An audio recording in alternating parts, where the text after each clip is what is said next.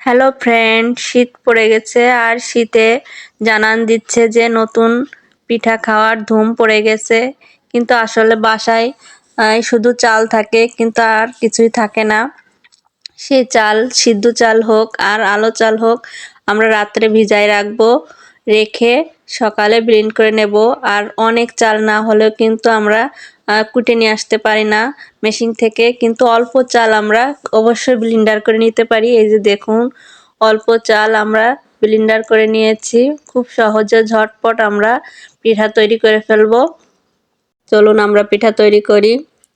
এই যে দেখুন, প্রথমে খোলায় আমরা গরম করে খোলাতে পিঠা দিয়ে দেব। পিঠার গুলা ঘুটে পিঠা দিয়ে দেব। খুব সহজে ঝটপট আমরা পিঠা বানিয়ে ফেলবো। দেখুন, এই যে প্রথমে আমরা প্রত্যেকটা পিঠা দিয়ে দেব ছাঁচে।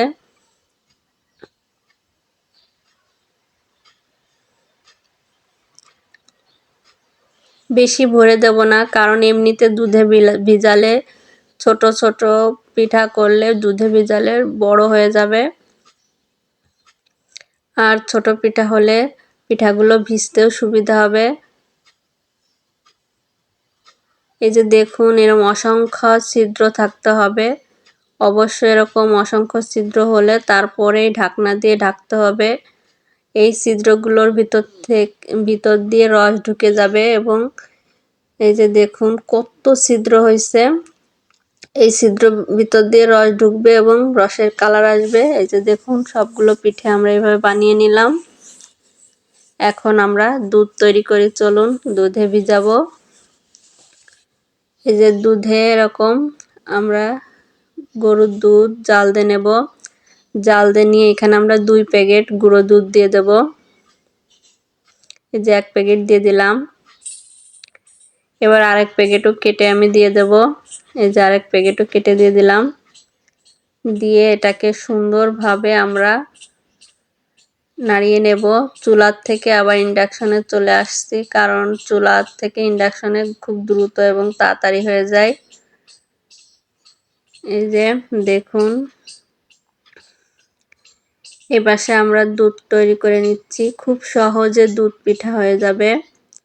এই পিঠাটা দুধটা যখনই বলক উঠে যাবে, তখনই আমরা পিঠা দিয়ে দেবো। এই দেখুন, একদম ক্রিমি ক্রিমি হয়ে গেছে দুধটা। এই অবস্থায় বলক উঠে গেলেই আমরা এইখানে পিঠাগুলো দিয়ে দেব।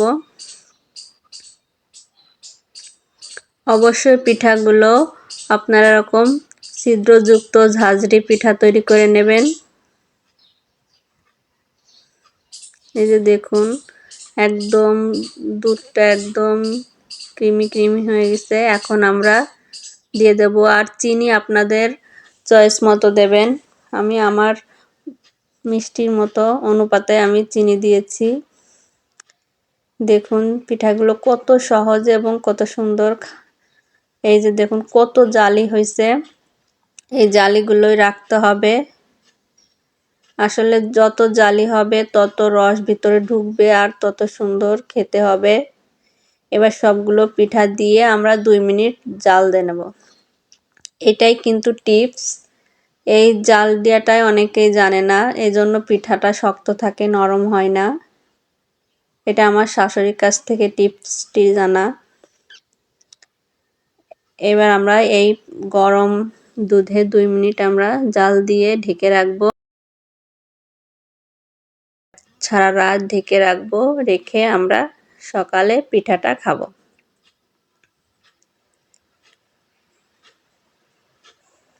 দেখুন, এই যে পিঠাগুলো দেওয়া হয়ে গেল। আমরা 2 মিনিট এবার জাল দিয়ে নেব। একদম সহজ, ঝটপট হয়ে যায়। দিয়ে এভাবে আমরা ঢাকনা দিয়ে ঢেকে আমরা সারা রাতের জন্য রেখে দেব। দেখুন, এই যে হয়ে গেছে পিঠা। আপনাদেরকে দেখাচ্ছি সকাল সকাল পিঠা। এই যে কত সুন্দর হয়েছে দেখুন, প্রত্যেকটা ছিদ্র ভিতরতে রস ঢুকে গেছে এবং প্রত্যেকটা ছিদ্র এত সুন্দরভাবে দেখা যাচ্ছে। আপনাদেরকে আমি টিপ দিয়ে দেখাই, দেখুন কত সফট আর কত নরম হয়েছে পিঠাগুলো। দেখুন সফট তুলতুলে নরম পিঠা হয়েছে। সবগুলো পিঠা এইভাবে নরম হয়েছে দেখুন। আমি আপনাদেরকে ভেঙে খেয়ে দেখাই, দেখুন এই যে ভেঙে এই যে খেয়ে দেখাচ্ছে আপনাদেরকে, কি সফট আর কি নরম হয়েছে দেখুন, এমনি ভেঙে ভেঙে পড়ে যাচ্ছে। খুবই মজা এবং খুবই টেস্ট। আসলে আমরা তো অনেক ধরনের পিঠা খাই, কিন্তু শুধু চিনি আর দুধ দিয়ে একদম এরকম ফ্রেশ ভাবে তৈরি করা, একদম নতুন ভাবে একবার হলেও বাসায় ট্রাই করুন, খুব সুন্দর লাগে। শুধু দুধের এই ক্রিমি ভাবটাই খেতে মন চায়। এরকম 2 রকম দুধ দিয়ে আপনারা বাসায় তৈরি করে দেখুন, খুব মজা লাগবে। ভালো থাকুন, সুস্থ থাকুন। আল্লাহ হাফেজ।